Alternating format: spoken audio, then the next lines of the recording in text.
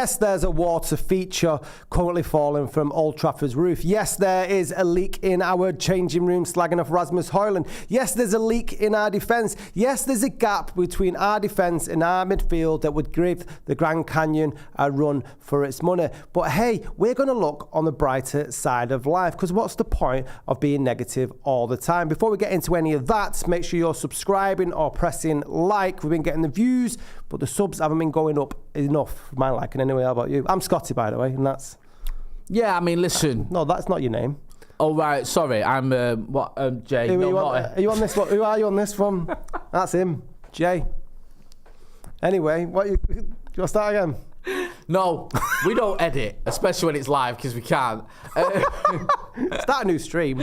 Someone just put it out, right? Get involved in the chat in the comments as well. Let us know what you think. We've not gone in off the deep end here, pardon the pun, but we are going to be getting into not just the negatives at United, but some positives as well, right? Because me and Scotty, yes, we can be cynical, jaded, bitter, but we can also be optimistic and deluded. Yeah, we can do both equally well or equally as badly. So we can look at the positives, because as a man who's got many experience of rock bottoms, it's always darkest before the dawn, yeah? Is this a part? I didn't know who you were talking about. As a man, I thought you were going to introduce me. Oh, right, sorry. As a man of many rock bottoms, what do you make of it, Scott? No, well, actually, you know what? It's a very good point, that, for once. Yeah. Right, as a collective... As a collective... as a collective, right, between the two of us, we've got a lot of experience. Rock bottoms. Yeah, we have. We have been down in the gutter, yeah, but we've bounced back several times, yeah, and that is what Manchester United will do. So when you think, oh my God, the roof's leaking, we're 8th, we've just been beating off Arsenal, we're miles away from our rivals, City winning everything, Arsenal, Liverpool are better than us, oh, the team's rubbish, oh, we can't score any goals, oh, we keep conceding loads of goals, oh, Casemiro's gone to shit, everyone else has gone to shit, it's just rubbish. Don't worry, from my experience, it can get worse. I mean... It will get better, especially for Manchester United, because come on, that's what we're about, aren't we? We are indeed. I thought you were going to go into some sort of garage dance and you're giving it all the 2 fingers. No, I do like to gesticulate. Gesticulate, no, I enjoyed it. Yes, rock bottom, you can only go up unless you've got a shovel. That's very poignant. That. Yeah, very, it is. And there's a lot of shovels at Manchester United. But for me, I think you can only fix problems when you're aware of them. You'll know that yourself from all the problems that you've had in your life. Yeah. Like you didn't know about the drink problem, you wouldn't have been able to solve it. So, I'm glad we had that intervention in the middle of the Trafford Centre. You've identified the problem is half the battle. Yeah. So once you say, look, I think, call this outrageous. Yep. I think thousands of gallons of water pouring on people's heads isn't a good thing. Then you can fix it. Exactly. It's like that old song, there's a hole in my bucket, Delilah. Yeah. But if Delilah didn't get told about... If you got a problem, yo, I'll solve it. Check out that hook, my DJ resolves it. Resolves it. Yeah. There you go. United are a bit of a shambles at the minute. A bit. Yeah? Omni. Right. Yeah, but you're just focusing on, you're just talking about the football, the stadium, the manager, the playing staff. Yep. The press. I think the sort of the cracks within the fan base. Cracks within the fan base. Even the office workers aren't happy. No, they're not happy at all. Because they're saying, you ain't doing work from home anymore. Have you seen the email? No, that went round? I've been privy to what was on it by somebody who works at United, yeah. Tell us. I'm not telling you live on, because then people will be upset at me. But it was very blunt. Was it? Yeah, and apparently it was like in areas of the operation what you wouldn't expect. Really? Yeah. Or across the board, he went in IT department. Like untidiness of things. Yeah, everybody's gone in. Everybody. Seriously, Yeah. I don't mind that though, because sometimes you need standards from the top to the bottom to be better. I know, and that's every time I come into Stretford Paddock, I say, well, you should look at you lot. What do you mean when you come into Stretford Paddock? You say you look at you lot. Yeah, I can't get a clean cup. Let me show you. This. What's that? A thimble. Can't even get a glass of water. Look, it's got even. Who's that? I don't know. Who's tin trade? He's made out of tin. This is like them pioneers used to drink when they were looking for gold. Yes, that's what I'm trying to say. I'm so sorry that the studio that we provided you with isn't up to the usual standards that you're expecting, and also that you're having to drink out of a thimble of a cup. I could be doing this in my bedroom. I am outraged. Yeah, I'm disappointed. We did a video the other day, didn't we? We did a live from our houses. Yeah, we did. Where were you? In the dining room. Were you? Yeah. Were you alone? No, my dad came in and started going, Really? and I went, fuck off. And you know what he's like. By the way, me and Jay today have been, are we allowed to say what we've been to film? Well, I didn't see it. I didn't sign anything, so I'll say Oh, right, okay. Yeah, so we've been to... the only reason I don't want to say it is in case I don't make the cut. right, okay. We'll say it, though. All right, we did a... What am I saying? All of Tell it. the truth. Me and Jay got interviewed for Football Focus to be on the BBC on the FA Cup final day. Yeah, but if I'm not on it, that's because I've decided I don't want to be on it anymore. Yeah. Not because and, they've just gone, what he said was a load of shit, let's just delete it. Both me and him have editing rights, don't we, so we can pull ourselves from that. Yeah, that was part of my rider. But we were looking back at the 99 and being positive. It was amazing how much I didn't know. I forgot. Yeah. Because I was in a right haze during that period. But yeah, we were looking at that, talking about that. And it's going to be out, like you say, on the FA Cup final Football day. Focus, BBC One. And my dad makes an appearance as well. Or maybe he won't. He was a lot better than I expected. Do you know what? Wouldn't it be funny if like your dad was on it and you weren't? Yes, that would be hilarious. Yeah. And then next week it would be Scotty Senior and Motty. Went in wearing Stone Island as well. I was like, what, did it? Yeah, That. have you come dressed? You think Danny It is mad how me and you bump into each other in these mad places. Yeah. Loads of people in the chat in the comments. Heaven Soul says Jay on triple duty today. The devil works hard, but Jay works harder. You see that respect, acknowledgement. It's not really work. What do you mean it's not really? I was outside Old Trafford this morning. You're just talking to a camera. Quarter to nine. Yeah. I was in front of a class in Eccles at 9:15. Right, you tell me what's work. Going to Eccles is a privilege. Right. Yeah. M30, God's country. What's this? Oh, Miles says yesterday OT looked like it was in Florida with me during hurricane season. Miles, big shout out to you in Florida. Yeah, it did look bad, didn't it? It did. At first, I saw little bits coming through, but then when you started to see it leaking within the Arsenal dressing room, if you're Sir Jim Ratcliffe and you've bought that, and you're going to, I don't know, I imagine this billionaires boy club where they all sort of sit around and smoke cigars and have the most expensive brandy, and everybody will be laughing their ass off that Sir Jim Ratcliffe's just spunked off a load of billions, 1.2 billion on what is football's faulty towers. Yeah, but he can still go in them billionaire boys clubs meetings with his cock out because he's like the richest man in Britain, isn't he? Yeah, but you'd still be embarrassed by it. That's part of the thing, though, right? If you're taking over an institution that's okay, that's good, that's doing well, then that's harder for you, innit? Because you've got to somehow improve on that when it's doing really well. If you're taking over and it's a shit show, like Fergie when he came into United, it was a mess. Yeah. And that's what makes his achievements so great. Not just the fact that he won 13 He Premier did League turn titles. the Titanic around. Yeah, he turned what was an absolute mess around and made us the best team in the world. So Jim Ratcliffe's kind of got that MO now, anyway, where he's got that sort of because we're expectation so far behind. Such a mess. Across the board, though. Like I think McCullough put it out earlier on today.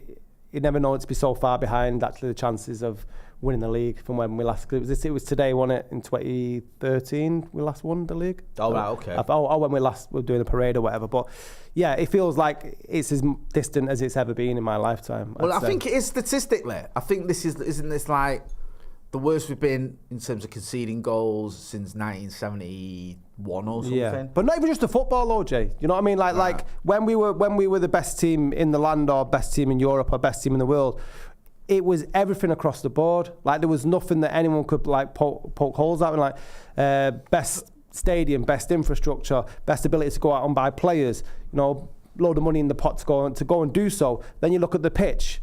Phenomenal football, great footballers, year in, year out. And now it's like every summer we're scratching down the back of the couch looking for who we can sell to make some money to bring someone else in who won't be elite because we won't be offering in European football unless they're getting that shitty Conference League thing that nobody wants to see. I mean, do you want to get in that? No, I don't want the Conference League. No. Well, that's the point. It's like we're the calibre of player, when A, not going to be able to afford them, and B, we're not going to be able to attract them because we can't offer them any Champions League football. And we haven't got a lot of money. So it's going to be difficult as hell next season. It does feel like it's a almost impossible job to reach the Halcyon. I always get it. Halcyon. How do you say that? Halcyon. Is it Halcyon? Halcyon Days. It's got a C in it, hasn't it? Yeah. I never know how to say. There's so many words I don't know how to say. Yeah. So I mean, I know what they mean when I read them. but I don't know how to say them. And it's always you're always worried on you say it. I would say Halcyon. Halcyon Day. Halcyon. Maybe I don't know. Yeah, you know, better days. Better days. Yeah. Right, I put a little bit of a poll up. What is Ineos priority? I've spelled Ineos wrong. That's a great start, isn't it? No, and I can't edit it. So you know it's Ineos. I put Ineo. What did you put? IAN. Ineo. Ineos. Ineo. Stadium / Carrington. Squad or manager. Squad is leading. 61% are saying the squad is the priority. Really? How are the likes looking? 35 likes. What? I know, man. Come on. Man. Don't say anything. Don't touch me. I'll keep touching him. You keep liking him. Go on. I'll keep pushing him. We're up to 37 now. That's what it's right. Miss Man United's in the chat. Good to see you. Oh, she's saying. Does she not see enough of your face? This is the only way we communicate. By the time I get home, she's in bed asleep. Well, so she said. She's probably just pretending to be asleep, so she don't have to chat to me. So we communicate through the power of Scotty and Motty. I like that. Healthy relationship through YouTube. Exactly. She's saying Halcyon. Halcyon. Yeah. Okay. And she's got GCSEs and all that. Yeah. So she knows. Oh, what? She's got GCSEs. What? Like O levels. Papers and stuff. Yeah. Scott says Halcyon Days FFS. All right. Mick Hallahan says poor Miss Man United. Deary me. What do you think is the priority then? Because most people here in this poll are saying the squad. Not many saying the manager. Some saying the stadium in Carrington.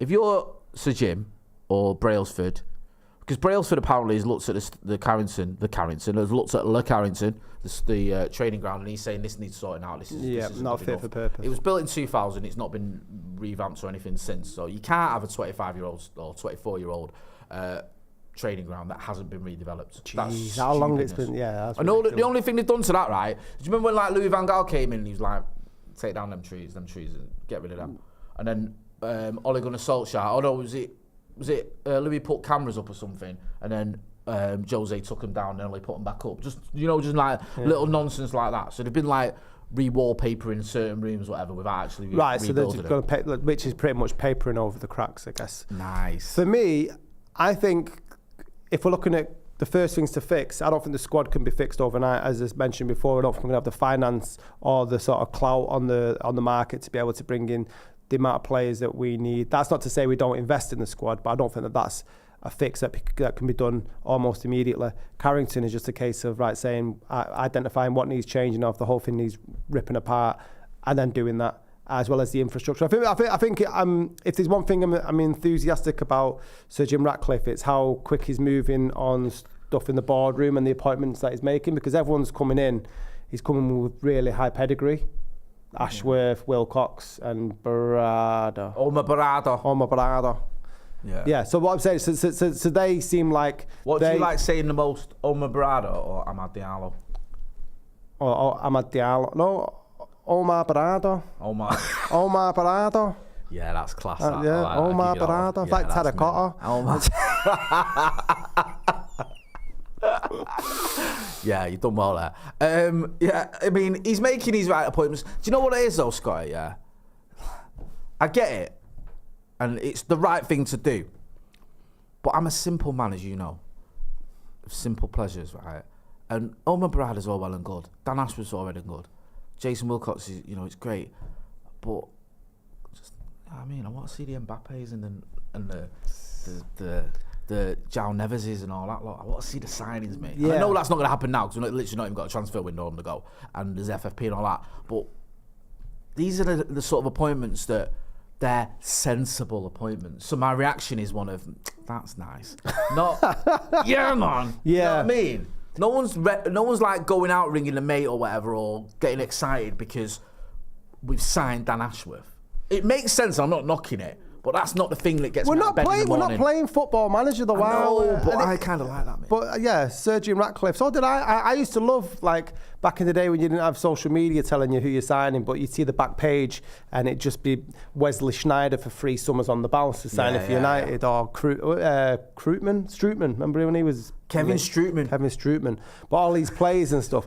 But Sir Jim Ratcliffe said himself... Yeah, you changed your tune on him, didn't you? You wanted him to replace Fred, and then when you suddenly became Fred's biggest fanboy, you suddenly change your tune on that well, one. I'm and just then saying, accused me, threw me under the bus one day when I'm on the way home from the game, saying, take that, Jay, after Fred scored against Crystal Palace, even though I had not slagged him off. yes, And then everyone sent for me. It was Joe McGrath who slagged Fred off, and I've never forgiven him since. But I'm just going to say, Fred's not here this season, and United have fell off, so you make of that. Fred walks into this team, by the way. Oh, mate. Hey, seriously, Yeah. he does. And that's no reflection on Kobbie Mainoo, who's mint because he keeps his place. But we have Fred in that midfield with Kobbie Mainoo. Oh, easily. But Ratcliffe said himself, then he goes, it's all well and good signing an Mbappe, but what we want is the next one. So I don't think we're going to be getting any of the superstars that you can have late nights in your sock over, but we're just going to be, very pragmatic with our spending whilst we build the infrastructure around him. Sam Zed makes a good point. I'm so jaded by superstar signings. I am really. We want good signings. I want signings that I go, yeah, that's a signing that I know that fits into a position we need strengthening in, that plays a way that will be exciting or will be productive, not just the name. Do you know what I mean? Like, if you look at it, we're the club that in one transfer window we signed Marouane Fellaini, and the next one, under the same manager, we signed Juan Mata. There's no strategy there. No. That's just throwing things at a wall and seeing if it'll stick. Do you know what I mean? It's like... That whole team is like that. Yeah, and then it was the same with Van Gaal, where you had him playing players out of position and players that he obviously didn't want. Same with Jose, and then Ollie brings in players, and then the next manager doesn't want them. It's just a bit of a shambles. Nicholas Walker with Super Chat. Thank you for your support, by the way, with the old Super Chat. We appreciate that greatly. Scotty, thanks for your epic Eurovision coverage. Finland not winning is exactly the type of reason I voted for Brexit. Yeah, I saw some of your tweets. I didn't really get involved in Eurovision this time around. Well, you lost out, didn't you? I thought the Swiss winning that was disgusting. Right. To be fair, because it wasn't a good song. I thought Finland were great, and Ireland as well. Like, if Lady Gaga was sponsored by Guinness, I think. Really? She was great. I thought she was really good. But yeah, I mean, England was shocking. Oh, it was Ollie Alexander, wasn't it? See, I'm against that as well, right? I don't like it when it's a famous person representing the country. No. I always think Eurovision, I want to see Das Sampson, people like that. Yeah. Where you're going, who the fuck is he and what is he doing? Yeah. Gina G. Yeah, that kind of thing. Yeah, who was the other guy? Sam Ryder. He was the Well, ledge. he's gone on and done decent things since. What's he done? He was at Eurovision the following year. Yeah, I think he opened it, and he did Jules Holland's hooting on her, and then I've not heard or seen Sam Ryder or his spaceman ever since. Stinker on New Year's Eve, I was on Jules Holland's thing, not the actual fireworks when the clocks went. When the clocks. Oh, it's pre-Rick, innit? I was on the wrong channel. I got confused. Do you care about that? So I fucking. Well, I wanted the fireworks come on for the kids and that, but I turned over straight away afterwards. Yeah, I didn't watch it this year. Santa Notch says no Italy Eurovision win, no pie. Yeah, well said. Brian Casey says you'll never beat Johnny Logan. Miss Man United says careful what you say about that Samson. Yeah, she slagged him off on some Twitter and he got in touch. Make sure you're subscribing and liking if you haven't done so far. 240 of you watching right now. So let's get them numbers up. Right, so let me put your... No. I will have a question. I'm sick of this. It's bloody quick fire round at me, right? Jay, if you could make one signing, right? I'll not make you name them, but you could make one signing next summer. What position is it? It's a very good question. Which is the one position that, if we've got like a budget, you're putting the majority in that role. Where do we need a superstar, as you say? I would go DM. Yeah? Yeah, I think we need a DM. Kobbie Mainoo ain't a DM. I think he's a starter for Manchester United. You put a DM alongside him or behind him, however you want to play him, then all of a sudden that team is 100% better. Because Casemiro's fell off. He's not that guy. Amrabat never was that guy. Amrabat had a decent game yesterday. I think that's probably... I mean, the bar's pretty low. Amrabat's had his best 2 games ever for United, his last 2 games. Yeah. I agree with that. But I don't think he's quite up to it. And I don't think he'll get the opportunity next season. I don't think we'll extend his whatever it is. So I'd go with a CDM. And I think a lot of people are agreeing with me. Uncle Ruckus says CDM. Heaven Soul says DM. Ben Solville, though, says... RCB, right centre back obviously. Miles says João Neves, yep. Ross McPherson says number 6. Woodwork Shop says CDM. Phobos Taco Man says striker. Solid Snake says manager. Who are you going with? What position you say? Oof, I think I'd probably agree with you, but just to do something different, I'd like to see a centre forward, really, just to take the pressure off Højlund. I think other positions, Right, maybe here's a conundrum, though. left and right wing. I think Diallo and Garnacho. Here's a conundrum, right? Yeah. If you buy a striker, yes, yeah, and I'm glad you've took us down to this Højlund segue because we're going to get into this a bit more. If you buy a striker and you're the manager, yeah, what are you saying to that striker? That striker, yeah, says to you, okay, why should I come to United? Right, okay. Start. Just say, where am I going to start? Yes, you're going to start. Yeah. Right, okay. So I'm going to be your first choice striker for Manchester United. Yes, I don't think Rasmus Højlund's proved enough this season, and it's not because I expected him to, but he wouldn't have done that if we had signed, let's say, Harry Kane or established number 9 in the summer. I think you made a point there. What we're doing with Mainu, having to play in too deep. If you look at what we're doing the same thing with Højlund, and I think we're just running these people into the ground because they're not ready to either to play that position or they're being played out of position at such a young age, and it doesn't feel fair. And I think this has been the problem in the past with Man United. If you look at Rashford and what he's done, a lot of the injuries and stuff made him play through it due to the sort of lack of, I don't know, it's like, for me, I was wondering if there's a duty of care in terms of what you should be doing with the young players when you're bringing them through. And I think this certainly should be when you've got 2 players like Højlund and Mainu. So for me, if I'm signing a striker and I'm spending big bucks on him, I'm saying, yes, you will be my number 9. Okay, fair enough. Someone in the chat has just said, Ross McPherson says, Benjamin Sesko's agent was at Old Trafford yesterday. They were, weren't they? Join our Patreon, by the way. Extra content on there. There's a little link in the chat. Yeah, Benjamin Sesko doing bits at RB Leipzig, to be fair to the kid. I think 17 goals in 41 appearances this season. 20 years old. But again, he has been linked with Chelsea and he has been linked with Arsenal. And I actually think he's probably there. His agent was probably there more likely to chat to do whoever it is that sorts Arsenal's transfer business out and sorts anyone at United, but you never know. I hear you. I think it's kind of out with the jury's out a little bit with Højlund as to whether he's ready now or even next season. Is he probably better off rotating with someone or being second choice? I think he's got a very bright future, but I'm slightly concerned that he's not that guy week in, week out. There's these rumours, aren't there? I think Sammy Luckhurst in the Evening News, and you can make your own mind up whether you believe it or not, was saying that some of the players aren't passing to Rasmus Højlund because they're not trusting him. I mean, that sounds like I've had a shit game and I'm going to play the guy that I can't get at the ball to. I don't know how much weight I'd put in that one, to be honest with you. I just think like Højlund, his numbers are decent this season. I think he's 14 goals or something, or 13 goals in non-competition, something like that. Scored a lot of goals in the Champions League. He had that mad purple patch, didn't he, in the Premier League around January and February. He scored 7 goals in 6 games. I'm just slightly concerned by the fact that he goes these big spells without scoring. And I know it's not all on him. I know it isn't. Because the service isn't great. He's been running to the ground. The service isn't great. He's still a kid. The service at Old Trafford is like the same service that you get at Northern Rail. Don't turn up. It's non-existent. It really is. If he's a centre forward that thrives on balls being crossed into the box, we don't have traditional wingers that do that. Yeah. No, we don't. And I was chatting to Trevor Lynch earlier. Sam Z, thank you for your support with the super chat. Much appreciated. And he was saying he doesn't understand why we don't just swap the wingers round and have Anthony on the left and Garnacho on the right and let them cross it in with their natural foot, which is kind of what we did for a little bit with Garnacho, didn't we? We got a bit of change out of him. I understand that. The service is terrible. Yeah. But I still feel like there is an element of, is he that guy? Right. Do you know what I mean? Because 2 things can be true. The service can be terrible, and there's also times when he does have the ball and does get a little, he does have chances. He looks rusty. Yeah, maybe there's an element of that as well. So I feel like if you had to put a gun to me head and gave me a yes or no answer, do I think Rasmus Højlund will be a success at Manchester United? Yes, I do. Yes. Do I think he's a good player? Yes, I do. Yes. Do I think he's going to score loads of goals at United? Yes. However, there is still that question. It might take him another season or 2. Next season he might not be that guy. We might need someone who can come in and either rotate with him or even be the first choice.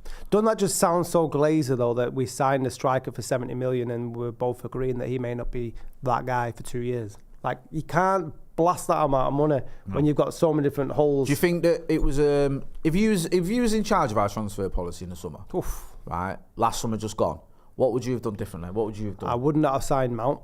Right, so there's 60 million. I would not have signed. You've got 60 million in your bank now. As Jim Bowen used to say, that's yours. Yeah, oh, nice. Right.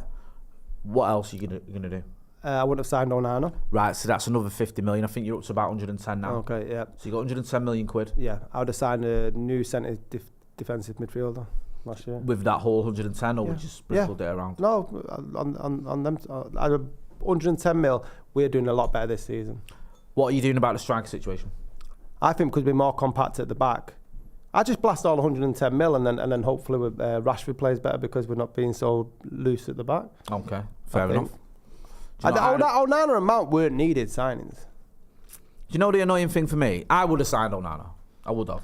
I said it at the time, and I like Onana. I think he's a good keeper. I think he's a good keeper, right? But my point is not whether Onana's a good keeper, but I don't think that Onana has proved enough this season to warrant the 50 million. Yeah, something like that. For 50 million that we spent on him to say he was any better than De Gea. I just don't see it this season. And I'm aware that De Gea made mistakes the season before he left. Onana's made mistakes this season, so I think we could have got for another season. And worst case, what would have been 8th with De Gea? But I think he probably would have been worth spending that money. Did you think that at the time? I wouldn't have got rid of De Gea. I was shocked, especially the way he went. I'll be honest, I wasn't shocked that he left. And I'm not even that shocked that he hadn't even got another club. To be honest with you, I thought his wages were ridiculous. I understand why, because he was going to go Real Madrid and we panicked and made him the most highly paid goalkeeper in the history of football. Which again is just Glazonomics, innit? If you're doing well and we want to keep you, we'll just throw so much money at you that it makes it impossible to get rid of you ever choose to. You're right about the way he left. I thought that was pretty shambolic. But I'll be honest with you, I was done with him before the FA Cup final, let alone after it. In terms of thinking he was the right guy, Onana, I would have got. Mount, I didn't really want Mason Mount. I got talked into it, like people going, oh, but he's good, and I thought he's a good player. Did we need to get someone who's out of contract in 9 months? Did we need to go early on him? Could we not have waited? Also, in a position we didn't really need filling. That's the whole point. That was the main issue with that one. Had we not got Mason Mount and had we not got Rasmus Højlund, then maybe you could have gone for a Harry Kane. Yes. Maybe we could have gone to Spurs and gone, look, here's 130 million. Would that have been worth it? I'm not hating on Højlund just because he's gone a little bit of a barren spell, by the way. I'm just saying that might have been a consideration, but the club didn't want to risk it. Didn't want to risk going for Kane in case Daniel Levy played hardball and you ended up with not getting him and spending all summer trying to get him and then you couldn't get anyone else. It was just a little bit crazy that we brought in a kid who'd had one good season at Atalanta and made him our only striking option, because you must know that Anthony Martial is not reliable. Yeah. Do you think that was anything to do with the sort of Rashford having the great season beforehand and we thought he was going to, Højlund probably would have picked up goals alongside Rashford that was going to continue that form he was last year? Do you know what I mean? I don't think it's that. Do you know what I think it was? Stupidity? No. Well, yeah, you could call it stupidity. I honestly thought they were going to bring back Mason Greenwood. You think I that's honestly what thought they looked at it and went, this is We how don't we're need planning. him. We've got Rashford who's just banged in 30 goals. We've got Rasmus Højlund who's coming in who can score goals. We've got Anthony Martial because they still think he's an option. Yep. That he can get goals. And we're bringing back Mason Greenwood who is a goal scorer. I think that's what they thought. And then when they went to bring him back, and there was a huge backlash for obvious reasons we don't need to go into because I've discussed them a million times on this channel and others. They changed their mind, sent him off on loan to Getafe, and then all of a sudden the transfer window's shut. You've only got Højlund, and Martial's injured for basically the entire season. Yeah. Rashford's fallen off a cliff, and you're in all sorts of trouble. And if you're looking at it and going, well, okay, maybe some of the wingers can weigh in with their goals. Jadon Sancho plays for Dortmund because he's fell out with a manager. And Anthony's got 1 Premier League goal this season, which he got last week. So, in terms of forward planning, there weren't any. Forward planning, man. And the planning he did was shocking. Do you know what I mean? I think that's what it is, bro. I thought they thought. Yeah, that was. I think they thought. And then Højlund was going to slip in behind Mason Greenwood. I think there was a definite sort of plan that Mason Greenwood was going to be part of our future, and he wasn't. And I don't think he is. I'll ask the people who are watching what their opinion is on Greenwood, because obviously that's going to be a conversation in the summer. I think the majority are saying he'd never seen him play for United again, but I'd love to hear your opinions. Drop your comment in there. Right. What is Ineos priority? I spelled Ineos wrong. The poll is basically, we'll end the poll now because we're going to wrap up in a minute. Oh no, now I can't see it. Oh no, I've pressed the wrong button. Make sure you're subscribing and liking. Oh no, I've got it down here. He only does YouTube about 5 million times a day. You worked out now, son. Squad, 65%. Stadium or Carrington, 27%. Manager, 7%. So the priority, overwhelmingly, with a landslide vote, is the priority. The squad is the priority. Are you positive that we can get back to where we were? We were asked this question today in the interview.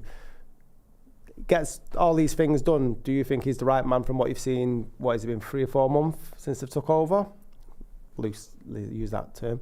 Do you think Jim Ratcliffe is the man to push us in the right direction? Are you positive? As shit as it is now, as low as it is now, as we are at our rock bottom, it don't get any worse from here. Unless you've got another shovel. Right, can we go up? Said this when it was all Qatar or Ratcliffe, and I took pelters for it.